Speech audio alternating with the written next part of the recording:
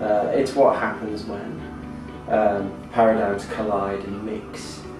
I mean, some people say that innovation is something that happens rather than something that is. Part of the economy, like fashion, that is so dominated by premature product obsolescence, by this continual churn, by the pursuit of novelty through fresh consumption. And the kind of work I do, innovation is defined as turning ideas into money. And a lot of what we're trying to do now is understand where are the problems, where are the pains for companies or consumers. How can we take them away? How can we apply technology better to solving those solutions? I think that most of the concentration of people is around technological innovation. And I think one of the problems is that there's this belief somehow that that technology is going to save us. So all this energy is going into technology, which is part of the answer, but not the full answer, because of course behind technology are people. Most of the time when people talk about innovation, they're often talking about technological innovation or tech-driven innovation, which is perfectly appropriate. It's just important to note that it's not the only kind of innovation. Well, innovation is a term that's been, I suppose, overused, like iconic, isn't it? It's something that we kind of throw away a little bit now as an idea, but I think true innovation is fairly scarce, actually. Innovation is sort of an outdated, subject or way of looking at our practice. I think innovation just for the sake of innovation is not necessarily good. The difficulty, again, is how we encourage and support the disruptive innovation. And I think there are very few contexts that support very disruptive innovation. And actually, for many organisations, it's not going to be wise for them to get involved in disruptive innovation, because it has the potential. Disruptive innovation has the potential to put a company out of business if you get it wrong. I really think the incumbents will never come with the innovation, because the incumbents have a lot of things to lose. So this radical innovation is always done by an actor which is not incumbent, someone with nothing to lose.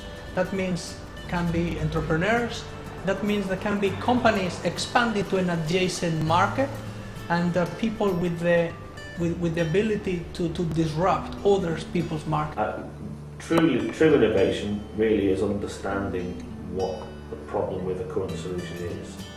Or we're dedicating perhaps too much time to whatever the hot buzz thing is now that venture capitalists are investing in. And it's really important, especially for young designers and young inventors who are coming up, to not pay any attention to what's hot right now. It's important to understand where the future might be going based on new developments that are really far down the pipeline.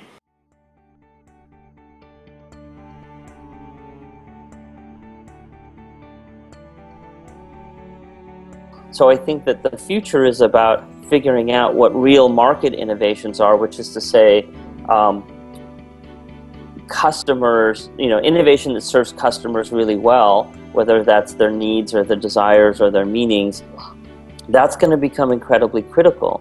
And that anyone that wants to make change in the world or in any system, if they haven't figured out the tools and the techniques to create truly meaningful change, then they're going to end up wasting a lot of time and energy and money and resources. We have to cover other areas such as, social responsibility, sustainable or more responsible way of using resources, whether they are human resources or material resources or energy consumption. So innovation just to create or just to generate economic profit is not enough these days. That's old school.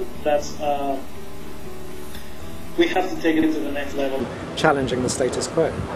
It's saying actually this is this way, but it doesn't have to be that way. There is a better way of doing that.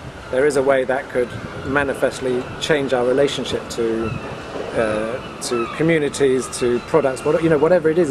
It's just a new way of thinking, and I think there's a wonderful nature we have, which is around the opportunity of transformation. We have a culture where we value success.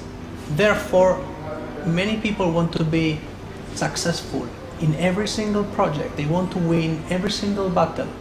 Therefore, they don't risk, they don't explore, because risking and exploring is failing in some projects. It's how we support disruptive and disruptive innovation across the design culture and across organisations. But maybe 1 out of 10 projects is a huge success, and that's the disruptive innovation that we're looking for. So having a culture that allows permission to explore is absolutely critical. But innovation really is something that needs to be a totally fresh break from the mental set that everybody's in.